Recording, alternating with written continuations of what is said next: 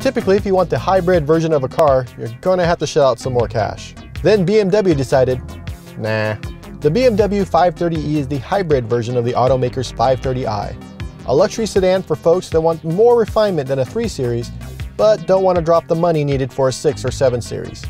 It's the entry-level luxury sedan from the German automaker. You'd be hard-pressed to spot the differences between the 530e and the 530i.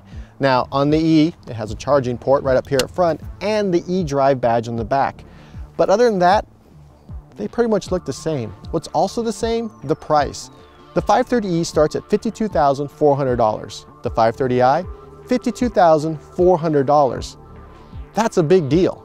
Both are equipped with a twin-turbo 2-liter 4-cylinder engine, but the 530e adds an eDrive 111 horsepower electric motor and a 9.2 kilowatt-hour battery pack. But the price out the door?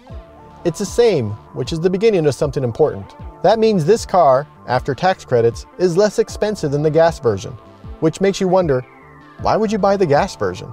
Behind the wheel of the 530e, it's tough to find any real differences in acceleration compared to the 530i. Back roads, highways, it just feels like a solid touring car. Now, that's thanks in part to the combination of the gas engine and the electric motor putting out 248 horsepower, which means if you really need to go, you can just stomp on the gas and whee! Also, like the 530i, you have multiple drive modes. You have the sport mode in case you want to race somebody or you're hitting the back roads. You have a comfort mode, which is nice for touring long drives. And you have an Eco Pro mode that lets you set the car to get the best gas mileage. You also have an adaptive mode, which, as its name implies, adapts to your driving experience. Now, there's also an eDrive button.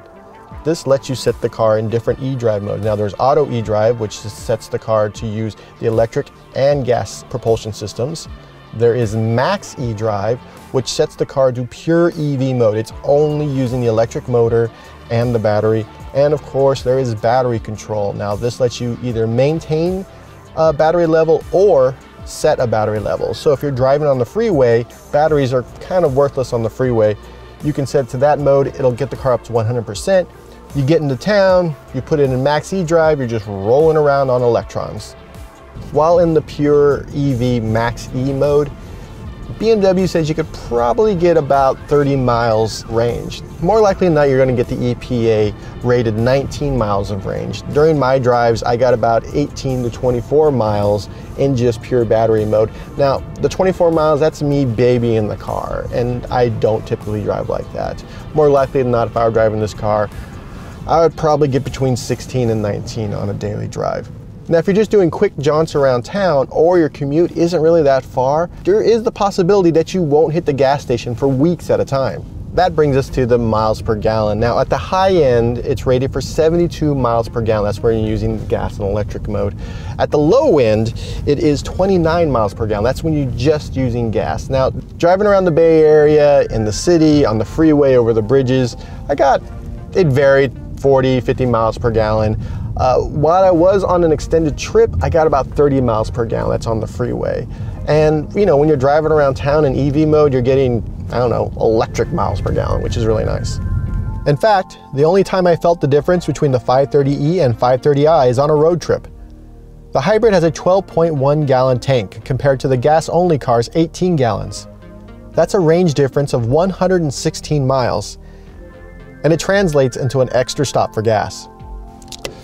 But frankly, that's a small price to pay when your daily drives are cheaper because you can plug your car in at night to your garage, or you can plug it in at work. Once you forget you're driving a hybrid, the car reminds you that you're in a BMW with all the trappings that entails.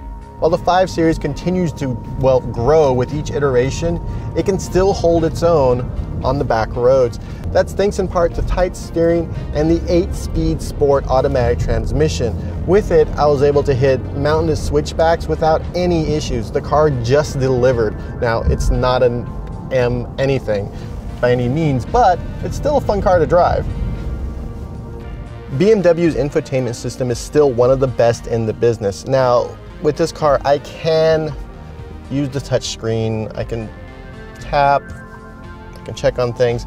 But more often than not, I end up using the round controller in the center console. It's right here where my arm rests while I'm driving. I can spin, you can gesture, you have access to pretty much all your main stuff.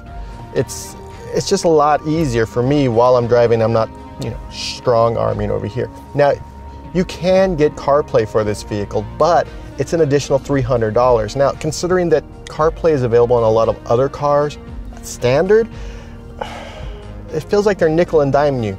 I mean, $300 is nothing in the grand scheme of buying a BMW, but still, come on, just give us CarPlay. One feature that I didn't think I would like is gestures. Now, I can do this and turn the music up or down. Now, it seems hokey, but I ended up kind of liking it. Now, this was introduced on the 7 Series and it's been moved down to the 5 Series, so eventually it's going to be in all of BMW's cars. But, God, I mean, this seems like I shouldn't like this, right? But it works really well. Even though I can still turn the music up here or here, this is just the third way to turn it up. One feature that is worth the extra cash is the $1,700 Driving Assistance Plus. Now, it combines adaptive cruise control with lane assist. It's not quite as nice as autopilot, but it's the same basic premise. Just turn it on and you're good to go. Now, this will also work, and really where all these systems shine is in gridlock traffic. So stop and go traffic, you know, really the worst driving experience. This will keep the car on the road, tracking the car in front of it. If you come to a dead stop, as long as the car in front of you takes off within a few seconds, 5 to 10 seconds, this car will track it. Now, if it takes a little bit longer than that, if you're really stuck in crappy traffic, you can just tap the accelerator when the car in front of you takes off and it'll turn the feature right back on. Sadly, one of the coolest features of the car isn't available yet: wireless charging. You just drive over the pad and the car goes from 0 to charged in 3.5 hours. No more plugging in. The wireless charging pad will launch in Europe next year and in the US whenever they get the all clear from the government. Hopefully sooner than later. It's hard to find any faults with the 530e. It's as fun and powerful as the 530i, and it's actually cheaper, thanks to the $4,700 tax credit you get for buying this hybrid. But if you want the best experience, you're going to want to use some of the money you're saving for the semi-autonomous features. But more importantly, the 530e is the beginning of something important, a world where you don't have to run a return on investment formula to determine whether or not you want a gas-only car or a car that's going to run electricity sometimes. Hopefully it'll trickle down to affordable cars, because the buyers of premium vehicles shouldn't be the only ones that don't have to pay a premium because they care about the environment.